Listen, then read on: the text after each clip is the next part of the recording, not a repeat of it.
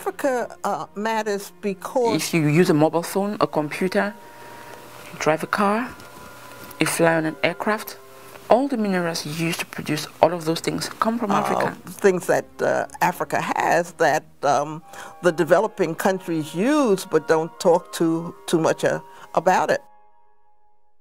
Africa matters because take away all the resources of Africa, the natural resources of Africa, you've taken away the world's economy. Africa matters because it provides for us an illustration of what can be done if people are willing to bring about change and development.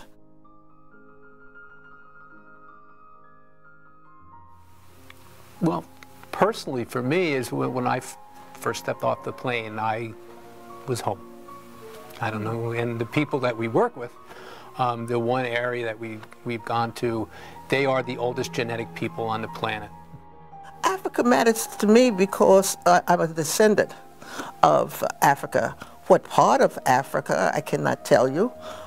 People tell me that I probably came from Nigeria because of my high cheekbones, whether that's true or not. But certainly the ancestry, when I look at even the southern roots of my heritage, there are things that relate to Africa. I really liked it there. So I went back. I got my family and we found a job and I moved them back there. Since 2000, we've taken over 160 some students, and 40 of those were you know, through the fundraising. We established the U.S.-Africa Partnership for Building Stronger Communities.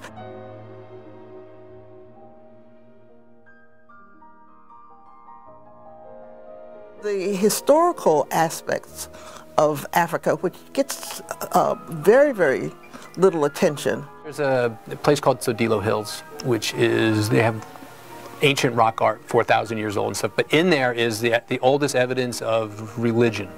Africa is the historic body for mankind.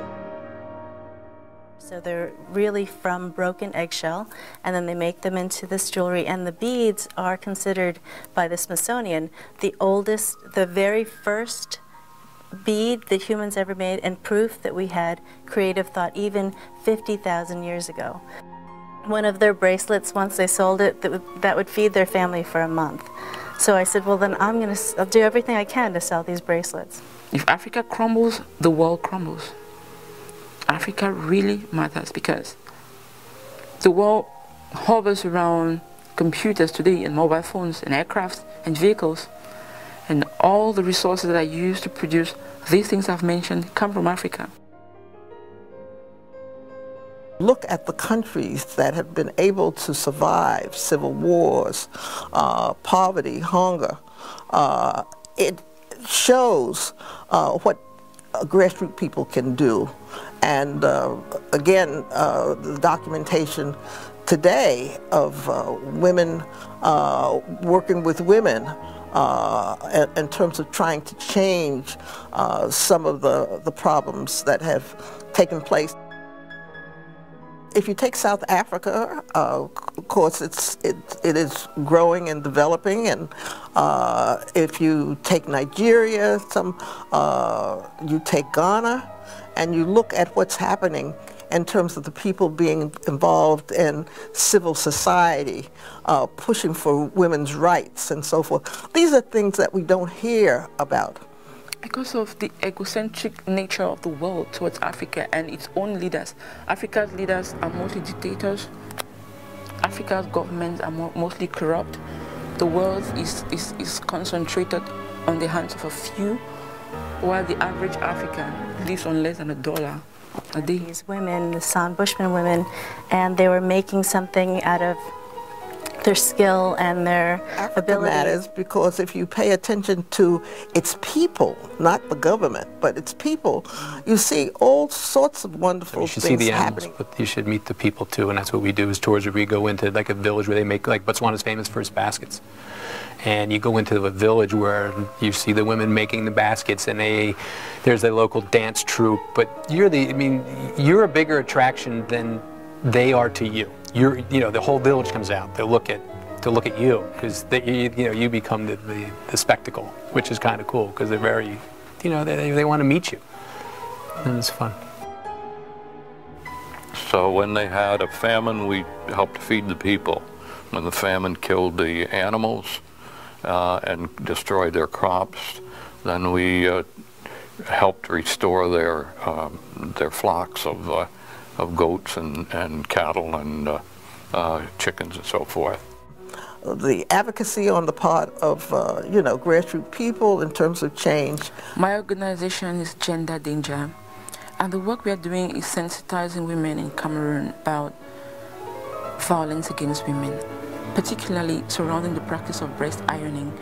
Breast ironing is a practice whereby mothers use hot stones, hot hammers and other kitchen utensils warmed on the fire to press, pound and massage the breast of teenage girls.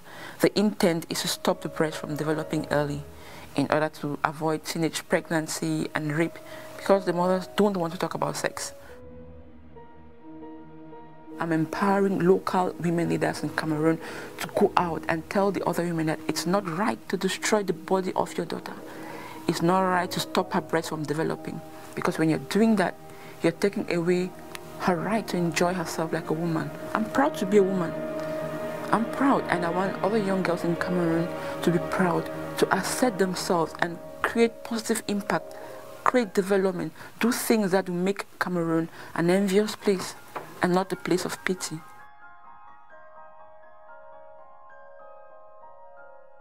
Universities were having international educational programs, but few of them were including Africa in those programs. Some of it was because of fear of civil wars, some of it was fear in terms of lack of information, people thinking that as soon as you got off the airplane, animals would attack you, HIV, AIDS.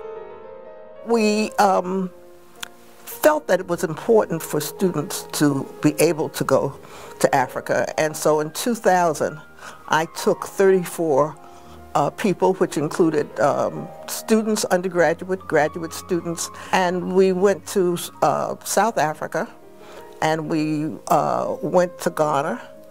The message I have is, if you're interested in helping Africa, invest in the people of Africa. We hear about the illnesses and the request of money and the poverty, but we don't hear about the positive things in Africa. One of the top 3 fastest growing economies for 15 years in a row. Invest in Africans. Invest in Africa. If you want to give back to Africa, invest in the people through education. Africans how to help themselves. Invest in the intellectual capacity of Africans and their creativity, because we are all human beings and we are all the same. If we were taught, we could be like Americans and we could make Africa the pride of the world and not the fright of the world. That's why it matters to me, the historical, cultural background that Africa plays in my life. Excellent. Okay. Thank you. That's why Africa matters. Thank you so much. You're welcome.